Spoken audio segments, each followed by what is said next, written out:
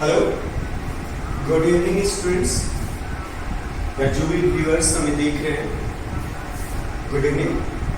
मैं संतोष साहब सोचा बैठे बैठे कुछ किया जाए। प्रोफेशनल से मैं एक टीचर हूँ और स्टिल एक लर्नर भी हूँ, क्योंकि अभी तक मैं बहुत कुछ सीख रहा हूँ और सीख रहा हूँ अपने स्टूडेंट्स से सीख रहा हूँ। स्टूडेंट्स पढ़ाते ही पढ़ाते कुछ ज़्यादा नॉलेज होती है और कभी मन करता है कि नहीं इससे और ज़्यादा होनी चाहिए, इसके बारे में और सोचनी चाहिए। तो खैर आज बैठे बैठे मैं अपने स्टूडेंट से कहना चाहता हूँ कि कुछ हमारे साथ सीखें और सीखने की कोशिश करें। जो हमारे प्रीवियस स्टूडेंट्स हैं वो भी इस सेशन को समझ सकते हैं। लेकिन सेशन स्टार्ट करने से पहले मैं एक चीज आप लोगों को कहना चाहता हूँ कि अभी हम एक बुरी दौर से गुजर रहे हैं। हमारा देश एक पूरी दौर से गुजर रहा है। एक लाइलाज बीमारी जिसकी वैक्सीन अभी तक विश्व में या कोई भी देश में अभी तक इसका सॉल्यूशन नहीं ढूंढा है। तो मैं रिक्वेस्ट कर रहा हूँ जो भी व्यूअर्स या जो भी स्टूडेंट्स हमें देख रहे हैं या जो भी पेरेंट्स हमें देख रहे हैं कि आप गवर्नमेंट की गाइडलाइंस को जरूर पालन करें। आप घर से बाहर ना निकलें, समय समय पर अपने आप को सैनिटाइज करते रहें। खैर हमसे ज़्यादा आप लोग समझदार हैं, तो हम विश्वास रखते हैं कि आप जरूर इन बातों का पालन करते होइएगा। चलते हैं अपने टॉपिक की ओर।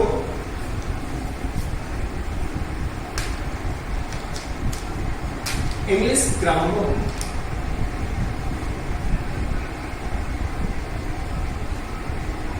आज का जो टॉपिक हमारा है कि इंग्लिश ग्रामर क्या होती है। ज़्यादा थ्योरेटिकल नहीं पढ़ाने की कोशिश करता हूँ। मैं चाहता हूँ कि बच्चा को जिस तरह से इजीली समझ में आ जाए वो कंसेप्ट लेना चाहिए। चलते हैं इंग्लिश ग्रामर। इंग्लिश ग्रामर को दो पार्ट्स में डिवाइड किया गया है। आप जरा देखिएगा, ये मेरा फर्स्ट वीडियो है। हो सकता है कुछ को अच्छा लगे और कुछ को ना लगे, और मुझे भी एक्सपीरियंस हो जाएगी कि क्या करना चाहिए नहीं करना चाहिए। खैर मैं अपनी तरफ से पूरी कोशिश करूंगा कि आप लोग को ये लेक्चर्स, ये सेशन इजीली समझ में आ जाए कंसेप्ट। इंग्लिश ग्रामर को दो पार्ट में डिवाइड किया जाता है, एक वर्ड्स में और एक सेंटेंसेस में। एक शब्द में और एक वाक्य में। ये जो पूरा हमारा इंग्लिश ग्रामर का कंसेप्ट है, ये दोनों चीजों पे इसकी फाउंडेशन बनी हुई है, वर्ड्स और sentence. Words means parts of speech, क्योंकि जितने भी पार्ट्स ऑफ स्पीच है उन्हें इंग्लिश लैंग्वेज में वर्ड्स ही कहा जाता है। और सेंटेंसेस जो हमारी अदर टॉपिक्स है, वॉइस, नरेशन एक्सेट्रा, जितनी भी ये रिलेशंस है वो सेंटेंसेस के अंदर आती है। मैं बहुत ही मतलब नीचे स्तर से स्टार्ट करना चाहता हूँ, क्योंकि बिहार बोर्ड के स्टूडेंट्स को वैसे भी अंग्रेजी से डर लगती है। मैं डरने की बात पर एक चीज आप लोग को सिखाना चाहता हूँ कि कोई भी चीज इम्पॉसिबल नहीं होती है यदि आप करना चाहोगे। यदि आप करना चाहो, और हर चाइल्ड जो होता है वो स्पेशल होता है, बस उसकी माइंड की नेगेटिविटी ना उसे वो चीज करने नहीं देती। गाइस, मैं बिफोर स्टार्टिंग माय लेक्चर्स मैं आप लोग से बस यही कहना चाहता हूँ कि कोई भी चीज सोचो तो उसके प्रति पैशनेट हो जाओ, तो ही वो चीज मिलेगा आपको। ये नहीं कि आज मैंने सोच लिया और कल मैं सुबह उठा तो वो चीज याद ही नहीं रही कि वो चीज मैंने क्या सोचा था। ये गलती यदि आप करते हो तो डेफिनेटली आप कभी अंग्रेजी का कोई भी चीज आप नहीं कर पाओगे। तो सबसे पहले अपने आप पे ट्रस्ट रखो, अपने आप पे बिलीव करो, बिलीव इन योरसेल्फ कि आप क्या कर सकते हो, आप सब कुछ कर सकते हो। You can do everything. चलिए मैं स्टार्ट करता हूं। इंग्लिश ग्रामर दो चीज पर बेस्ड है, एक तो वर्ड्स और एक sentence. Words parts of speech का एक पार्ट होता है, और सेंटेंसेस में आपके ग्रामर की अदर जो पार्ट्स ऑफ स्पीच के अलावा जो लेसन्स आती है वो होती है। अब सबसे पहले देखते हैं पार्ट्स ऑफ स्पीच। चलते हैं आज का जो मेरा पहला टॉपिक है जिससे मैंने लिया है नॉन। अक्सर स्टूडेंट्स नॉन में बहुत सारी गलतियां करते हैं, जहां तक मैं जानता हूं, चाहे वो बच्चे हो या बड़े हो। कुछ नॉन के बारे में स्पेशल जानने की कोशिश करते हैं, जिससे मैं आपके हद तक, यदि आपको नहीं आता होगा तो मैं आपके हद तक अपनी जानकारी को लिख सकता हूं कि नॉन क्या होता है। नॉन आप लोग बचपन में टीचर्स आप लोग को पढ़ाते होंगे, जरूर डेफिनेटली मुझे भी पढ़ा है कि नॉन याद करने के लिए दिया जाता था और कहा जाता था कि नॉन क्या होता है, इसको रट के आओ। उस समय तो रटते थे इसलिए क्योंकि टीचर की मार से बहुत डर लगती थी। पता नहीं हमको वो चीज नहीं समझ में आता था, लेकिन हम याद करके जाते थे क्योंकि डर अंदर से फील हो रहा था कि कल जाएंगे, अगर याद नहीं होगा तो शायद सबके सामने में मारेंगे। वो डर जो है रटने की एक कला सिखा, लेकिन आपको रटना नहीं है, बी प्रैक्टिकल, आपको सोचना है और थिंक करना है कि नॉन होता क्या है। तो बचपन में हमने एक कंसेप्ट पढ़ा था, non is a naming word. दुनिया के जितने भी नाम है वो नॉन होते हैं। सही में बोल रहा हूं, दुनिया के जितने भी नाम होते हैं वो नॉन है। जितने भी नाम है, किसी का भी नाम हो वो नॉन। चलिए एक एग्जाम्पल देखते हैं। I is my name। बहुत सारे स्टूडेंट्स कंफ्यूज कर जाएंगे, सर इसमें नॉन क्या है। मैं आपको थोड़ी देर के लिए सॉफ्ट करूंगा, लेकिन जब आपका पता चलेगा रियलिटी में कि ये क्यों हुआ तो आपको पता चल जाएगा सही में दुनिया का प्रत्येक नाम क्या होता है, नॉन होता है। आई जो है वो किसी का नाम है। इस कंडीशन में आई एक प्रोनाउन नहीं हो सकता, क्योंकि आई किसी का नाम है और दुनिया का हर एक नाम क्या होता है, नाउन होता है माय डियर। तो आई जो है इस कंडीशन में नाउन होगा, प्रोनाउन नहीं होगा, क्योंकि आई किसी का नाम है। और हमारी डेफिनेशन कहती है कि दुनिया का हर एक नाम नाउन होता है, चाहे वो किसी का भी नाम हो। यही मैं अगर कहता, एग्जाम्पल 2 को देखिएगा कि I play cricket match daily, तब आई जो होता वो एक नॉन नहीं है। अब आप पूछेगा कि सर आई यहां पे नॉन है और यहां पे आई नॉन नहीं है, तो क्या है सर? डिफरेंसेस समझ में नहीं आ रही है, आप जरा समझा दीजिए। तो सर मैंने कहा था कि non is a naming word. That means what, कि दुनिया की जितनी भी नाम होती है वो एक नाउन होती है। तो आई यहां पे उस सिचुएशन में नॉन है क्योंकि आई किसी का नाम है, लेकिन यहां आई के द्वारा वर्क हो रहा है खेलने का। आई यहां पे किसी का नाम नहीं है, तो इस सिचुएशन में नाउन ना होकर आई क्या होती है, प्रोनाउन। अगर नोट करना है गाइस तो नोट कर सकते हैं, मैं आपको तुरंत मिलता हूं नोट करने की जज्बा। होप आप लोग लिख चुके होंगे। मैं बार एक चीज जरूर बोलूंगा कि आप मेरा वीडियो अगर अच्छा लगता है तो सब्सक्राइब जरूर कीजिएगा, ठीक है। नीचे एक बेल आइकॉन होगी उस पर प्रेस कीजिएगा। अगर अच्छा नहीं लगता है तो कोई बात नहीं, लेकिन आई होप ये मेरा फर्स्ट वीडियो है, इसमें कुछ जरूर चेंजेस होगा और जरूर अच्छा करने की कोशिश करेंगे। चलते हैं आगे। सबने नोट कर लिया होगा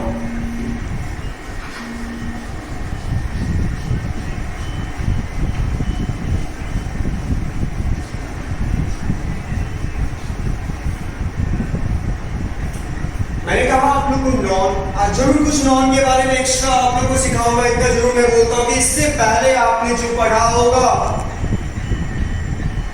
शायद उसकी जानकारी सीमित नहीं है। मैं भी अभी स्टिल आई एम लर्नर, मैं भी सीख रहा हूँ, डेली सीखता हूँ और सीखने की कोशिश करता हूँ। आप भी सीखने की कोशिश कीजिए, अच्छा ही होगा। चलते हैं नॉन में कि नॉन दुनिया का हर एक नाम, पिछले कंसेप्ट में जैसे मैंने पढ़ा था कि दुनिया का हर एक नाम जो होता है वो नॉन होता है। ये तो सब जान लीजिए कि जितना भी नाम होगा वो नॉन होगा, चाहे वो किसी का भी नाम हो। जरा देखते हैं,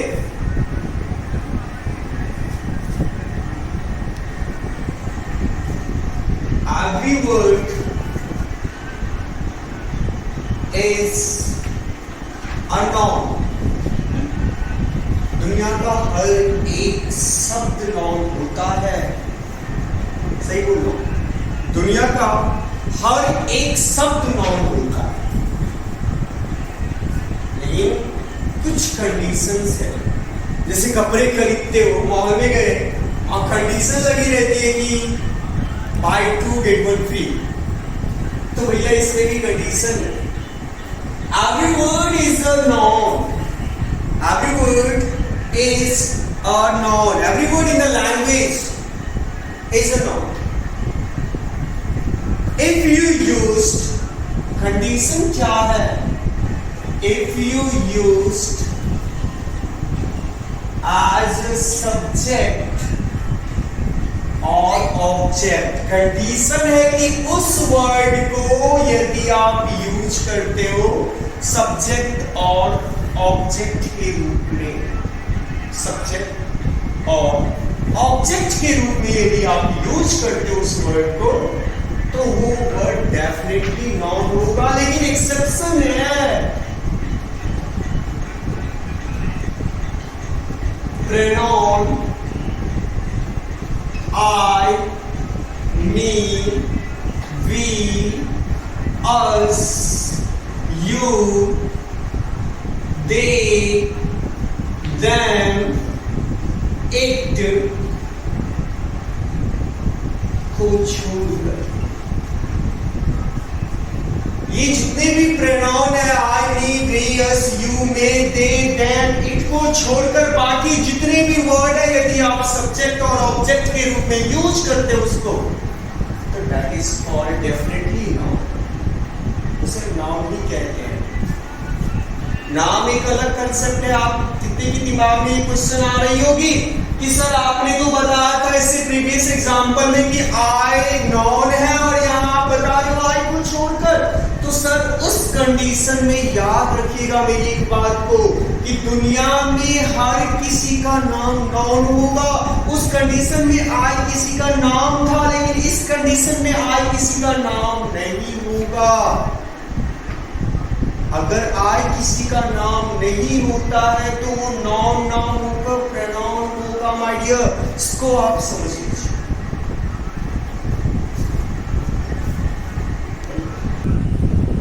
शायद आप लोग इस चीज को नोट कर चुके होंगे, नहीं नोट किए तो नोट कर लीजिए। चलिए आगे चलते हैं।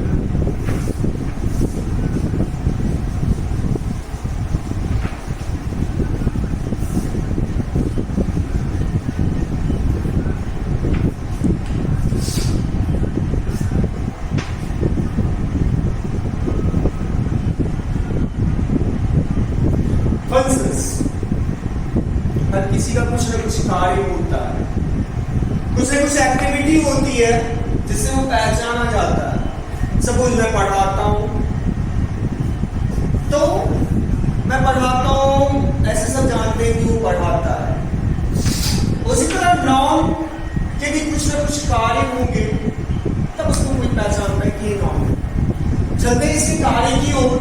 डेफिनेटली स्टूडेंट्स एक बात जरूर बोलूंगा कि अगर मेरी लेक्चर्स, अगर मेरा सेशन आप तक पहुंच रहा है तो जरूर आप नीचे बेल आइकॉन दिया होगा, इसे आप दबा दीजिए। चलते हैं फंक्शंस की ओर। नाउन की चार फंक्शंस होते हैं, as a subject, as an object, as a complement,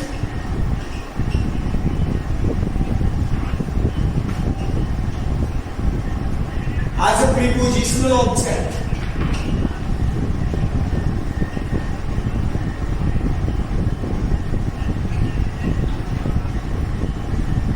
non जो है सब्जेक्ट के रूप में काम करता है, नॉन ऑब्जेक्ट के रूप में काम करता है, नॉन कॉम्प्लीमेंट के रूप में भी काम करता है और नॉन प्रीपोजिशनल ऑब्जेक्ट के रूप में भी काम करता है। क्वेश्चंस आपके दिमाग में जरूर एक डाउट आ रही होगी, सर आप तो डिटेल में बताओ कि क्या होता है, एक्चुअल में क्या है, कैसे ये वर्क करता है, हाउ इट वर्क्स। डेफिनेटली मैं बताने की कोशिश कर रहा हूँ। इसके फंक्शंस जो है, नाउन जो है वो वाक्य में वो सब्जेक्ट का काम करता है, ऑब्जेक्ट का काम करता है, कॉम्प्लीमेंट का काम करता है और प्रीपोजिशनल ऑब्जेक्ट का काम करता है। सबसे पहले चलते हैं सब्जेक्ट में।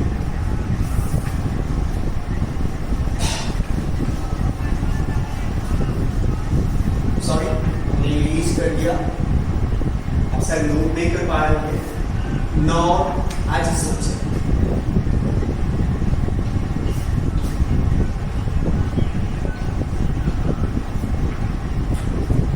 नाउन किस तरह से सब्जेक्ट के रूप में काम करता है, मैं आपको कह रहा हूं, आज कह रहा हूं, नोट कर लो। दुनिया का हर एक वर्ड जो वाक्य में सब्जेक्ट का काम करता है, I, we, he, she, it, they, you, in personal pronoun को छोड़कर दुनिया का हर एक वर्ड जो सब्जेक्ट का काम करता है वो नाउन है। Noun as a subject, noun वाक्य में सब्जेक्ट का काम करता है। जैसे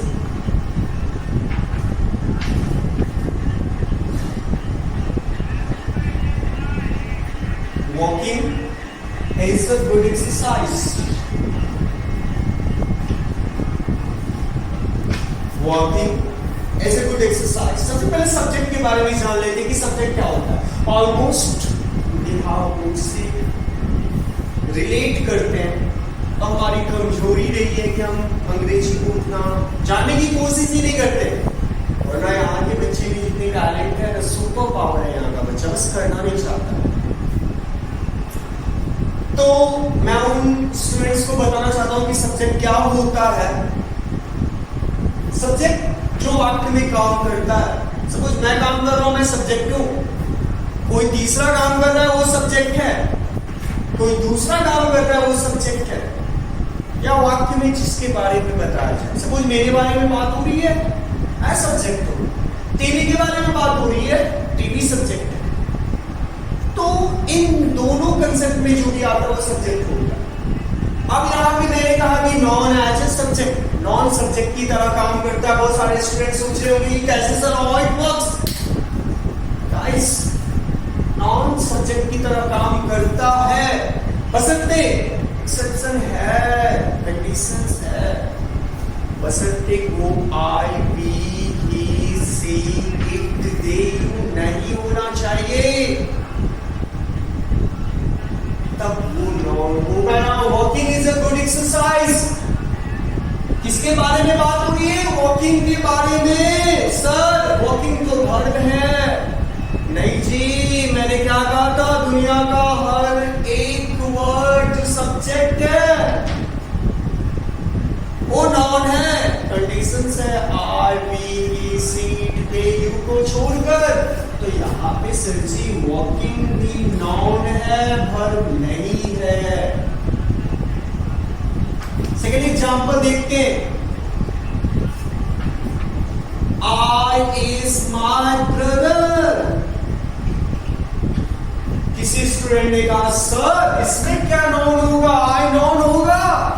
आई तो सब्जेक्ट का काम कर रहा है, आई के बारे में बात हो रही है, लेकिन क्या आई नाउन होगा? आपने तो कहा था I, we, he, she, it, they, you को छोड़कर। तो सर ये आई तो नाउन नहीं होगा ना। सर जी ये नाउन होगा।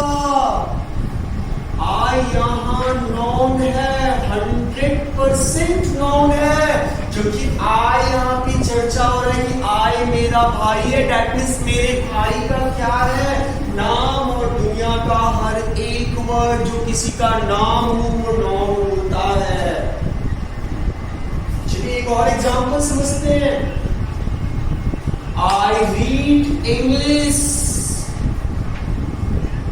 मैं अंग्रेजी पढ़ता हूं। सर यहां तक तो आई नाउन पक्का होगा, तो सर यहां आई नाउन नहीं होगा, कभी नहीं होगा, क्योंकि यहां आई के द्वारा एक्शन हो रहा है और यहां पर आई किसी का नाम नहीं है। और आई के द्वारा जब एक्शन होता है या आई के बारे में नाम के अतिरिक्त यदि कोई जानकारी बताई जाती है, उस स्थिति में आई नाउन नहीं होता है, उस स्थिति में आई प्रोनाउन होता है।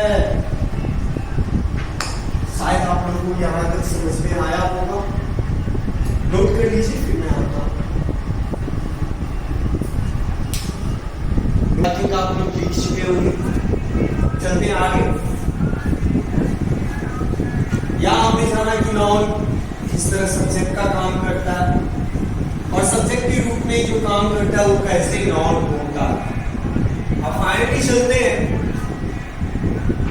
आगे की तरफ कि noun as an object, noun वाक्य में ऑब्जेक्ट की तरह किस तरह कहा जाता है। नाउन ऑब्जेक्ट का काम कैसे करता है, हाउ इट वर्क्स। ऑब्जेक्ट का काम कैसे करता है ये जानने से पहले मैं आपको एक चीज समझाना चाहता हूं कि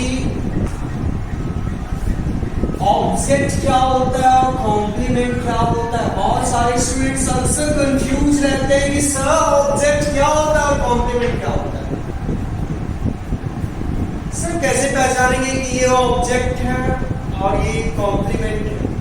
गाइस आपको कुछ नहीं करना है, ध्यान से देखना है, उसके बाद आप बोलिएगा कि सर हमें समझ में आ रहा है कि नहीं आ रहा। अक्सर स्टूडेंट्स का कंफ्यूजन यहाँ रहता है कि सर ऑब्जेक्ट क्या होता है, कॉम्प्लीमेंट क्या होता है। हमारे टीचर्स हमको पढ़ा देते हैं कि ऑब्जेक्ट और कॉम्प्लीमेंट, लेकिन एक्चुअल आज तक ये सारा कंसेप्ट हमको समझ में भी नहीं आया कि ऑब्जेक्ट क्या होता है, कॉम्प्लीमेंट क्या होता है। लेट्स ट्राई, हम आपको समझाने की कोशिश करते हैं। I will try my level best, तो मैं आपको समझाऊंगा ऑब्जेक्ट और कॉम्प्लीमेंट। वर्ब, एक चीज तो आपको बताए कि वर्ब क्या होता है। सेंटेंस में जो भी कार्य होता है वर्ब दो प्रकार के होते हैं। वर्ब दो प्रकार के होते हैं, थोड़ा सा टाइम आप लोगों को लेना चाहूंगा कि वर्ब दो प्रकार के होते हैं। एक होता है नॉन एक्शन वर्ब और एक होता है आपका एक्शन वर्ब। वर्ब दो प्रकार के होते हैं, एक्शन वर्ब और एक्शन वर्ब। बहुत सारे स्टूडेंट्स इसमें भी कंफ्यूज रहते हैं कि एज यहाँ एक्शन वर्ब है कि नॉन एक्शन वर्ब है, क्योंकि एज को हम ऑलमोस्ट आज तक जानते आए हैं कि एज सिर्फ हेल्पिंग वर्ब होता है। तो सर ये कंफ्यूजन भी आज आपको हम दूर करने वाले हैं। एक्चुअली में वर्ब जो होता है दो कार्य करता है और दो प्रकार के होते हैं। एक होते हैं नॉन एक्शन वर्ब, सॉरी एक होते हैं नॉन एक्शन वर्ब और एक होते हैं एक्शन वर्ब। तो चलिए समझते हैं कि नॉन एक्शन वर्ब क्या होता है और एक्शन वर्ब क्या होता है। आई थिंक आप लोग लिख चुके होंगे, निकाल देते हैं।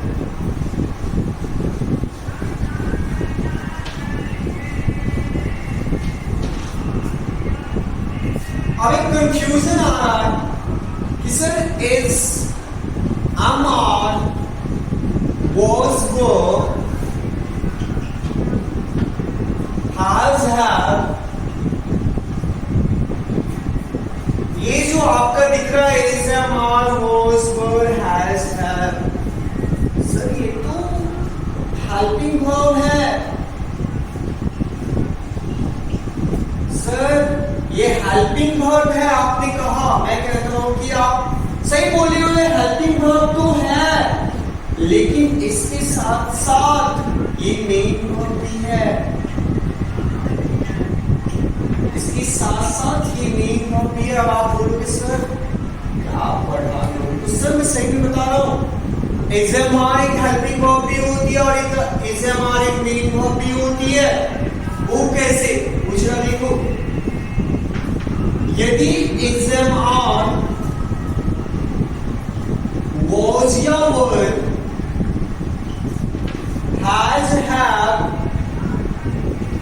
इसके साथ यदि कोई एक्शन वर्ब दिया गया रहता है, was या were has या have के साथ यदि कोई एक्शन वर्ब दिया गया रहता है तो उस कंडीशन में was या were has या have को आप हेल्पिंग वर्ब कह सकते हैं।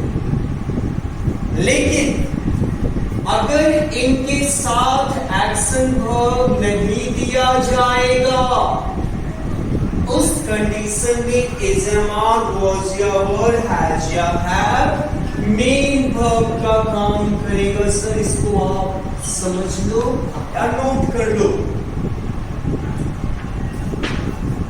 नोट कर लीजिए।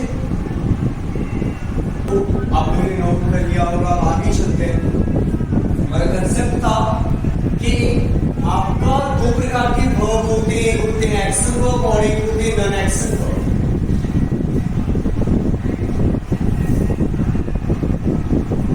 अब थोड़ा और समझते हैं नॉन एक्शन और एक्शन के बारे में। एक ऐसा वर्ब जो वाक्य में काम नहीं करता, वर्क नहीं करता, ऐसे वर्ब को नॉन एक्शन वर्ब की कैटेगरी में देते हैं।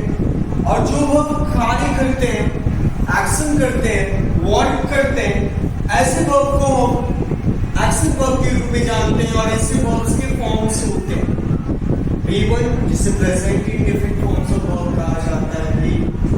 शायद आप लोग जानते होंगे इस बारे में। अब आगे चलते हैं।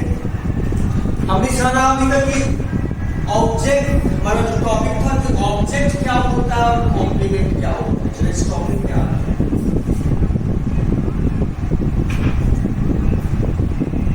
एक्शन वर्ब के बाद यदि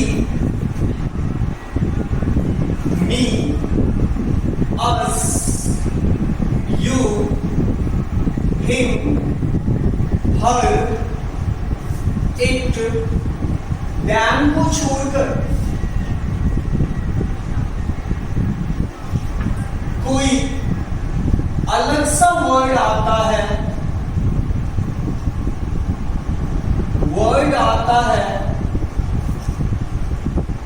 तो ऐसे वर्ड को हम ऑब्जेक्ट कहते हैं। एक्शन वर्ब के बाद यदि me, us, you, him, her, it, them को छोड़कर कोई अलग सा वर्ड आता है, माय डियर नोट कर लो इसे। एक्शन वर्ब के बाद यदि me, us, you, him, her, it, them को छोड़कर कोई अलग सा वर्ड आता है तो डेफिनेटली वो सेंटेंस का ऑब्जेक्ट होगा। सर कॉम्प्लीमेंट क्या होता है? तो नॉन एक्शन वर्ब के बाद, नॉन एक्शन वर्ब के बाद कोई भी वर्ड आ जाए,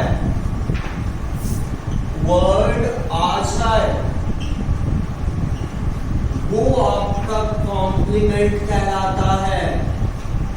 आप नोट कर लो कि नॉन एक्शन वर्ब के बाद दुनिया का कोई भी वर्ड आ जाए दैट इज कॉल्ड कॉम्प्लीमेंट। और एक्शन वर्ब के बाद me, us, you, him, her, it, them को छोड़कर कोई अलग सा वर्ड आ जाए that is called object as a noun.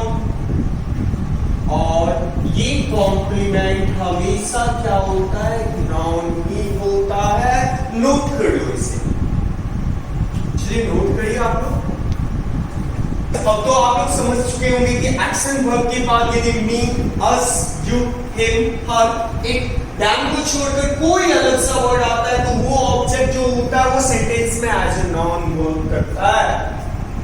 और नॉन एक्शन वर्ब के बाद कोई भी वर्ड आ जाए माय डियर, कोई भी वर्ड, सपोज मैं बोल रहा हूं द cow, sorry wait,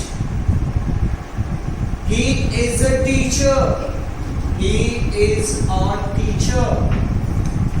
अब इसका कॉम्प्लीमेंट क्या हुआ? A teacher. एक कॉम्प्लीमेंट है। अब आप क्वेश्चन करोगे सर जो कॉम्प्लीमेंट है तो यहाँ पे H के द्वारा कोई वर्क नहीं हो रही है my dear.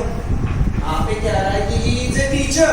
That means what? H यहाँ पर कोई वर्क नहीं कर रहा और H यहाँ पे कोई वर्क नहीं कर रहा है।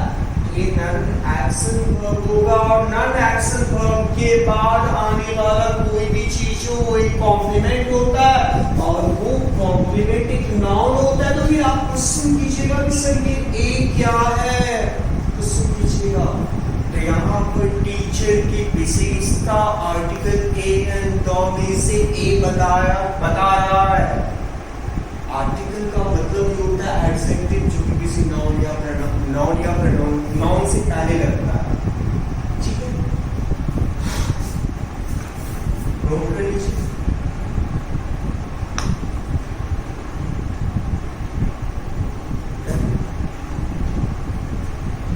चलिए शायद आपने नोट कर लिया होगा।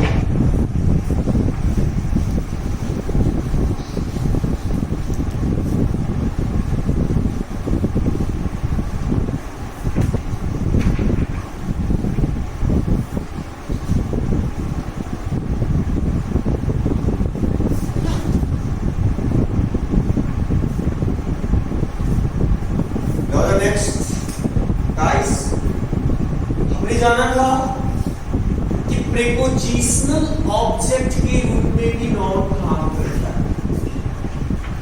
बहुत सारे स्टूडेंट्स के मन में एक क्वेश्चन होगा कि सर प्रीपोजिशनल ऑब्जेक्ट क्या होता है, प्रीपोजिशनल ऑब्जेक्ट क्या होता है।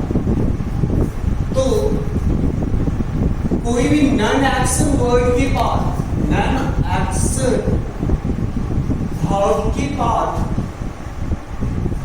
यदि प्रीपोजिशन आती है, प्रीपोजिशन प्लस ऑब्जेक्ट आती है,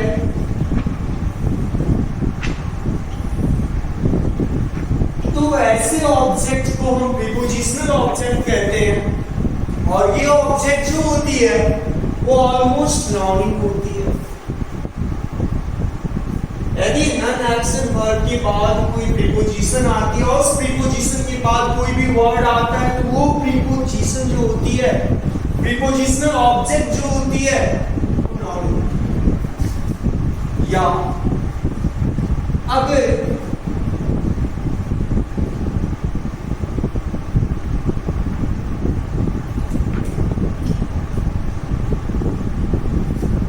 यदि नॉन एक्शन वर्ब के बाद कोई प्रीपोजिशन प्लस ऑब्जेक्ट आती है तो वो प्रीपोजिशनल ऑब्जेक्ट जो होती है वो प्रीपोजिशनल ऑब्जेक्ट कोई नाउन होती है। चलिए आगे बढ़ते हैं। अब जाना कि प्रीपोजिशनल ऑब्जेक्ट जो होती है वो नाउन होती है। अब किसी ने क्वेश्चन किया कि सर वो प्रीपोजिशनल ऑब्जेक्ट नाउन क्यों होती है? तो दो कंडीशन में प्रीपोजिशनल ऑब्जेक्ट नाउन होती है। पहला कंडीशन आपका है कि यदि नॉन एक्शन वर्ब के बाद कोई प्रीपोजिशन आती है और उस प्रीपोजिशन के बाद कोई भी वर्ड आता है तो वो वर्ड ऑब्जेक्ट का काम करता है और वो ऑब्जेक्ट जो होती है वो नाउन होती है। अगला चलते हैं। यदि एक्शन वर्ब के बाद, एक्शन वर्ब के ठीक बाद प्रीपोजिशन आती है और उसके बाद मी, हिम, हर, इट, देम, अस और यू को छोड़कर कोई भी वर्ड आता है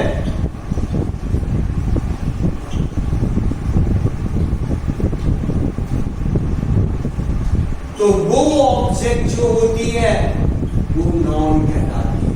आप नोट कर लो कि एक्शन वर्ब के ठीक बाद यदि प्रीपोजिशन आती है और उस प्रीपोजिशन के बाद यदि me, him, her, it, them, us, you को छोड़कर दुनिया का कोई भी वर्ड आता है तो वो प्रीपोजिशनल ऑब्जेक्ट कहलाती है और वो ऑब्जेक्ट नाउन होती है। सर नोट कर लो।